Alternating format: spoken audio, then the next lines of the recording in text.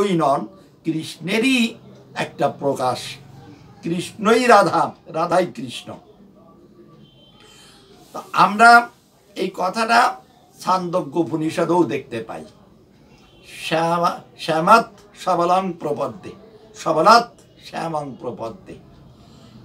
সবল, সবল অর্থাৎ শ্রীমতী রাধারানী। রাধারানী এখানে অশেষ রসের বৈচিত্র্যময়ী যে ব্যক্তিত্ব, তিনি শ্রীমতী রাধা।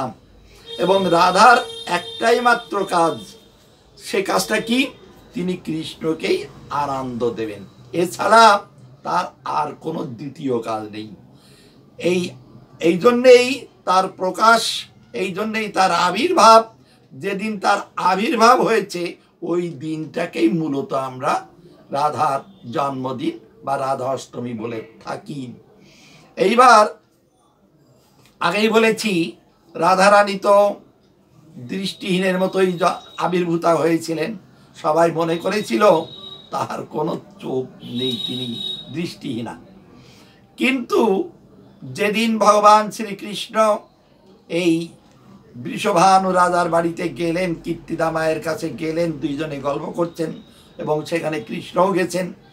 তারপর ঘুরতে ঘুরতে ঘুরতে ঘুরতে যখন তিনি রাধারানীর কাছে গেলেন এবং রাধারানীর বক্ষে হাত দিলেন, তখন রাধারানী দৃষ্টি খুললেন। তো এই কথাটা বলতে যে রায় রামানন্দ মহাপ্রভুর কাছে বলছেন, ন স রমণ না হাম রমণ। আমাদের দুইজনের মধ্যে যে প্রেম বা ভালোবাসা, রমণ এবং রমণী অর্থাৎ পুরুষ এবং নারী, এই জন্যেই যে আমাদের ভালোবাসা, এটা ঠিক নয়। আমরা দুইজনই এক, এই দুই এক আমরা হয়েছিলাম। এই কথাটা চৈতন্য চরিতামৃতে খুব সুন্দরভাবে বলা আছে।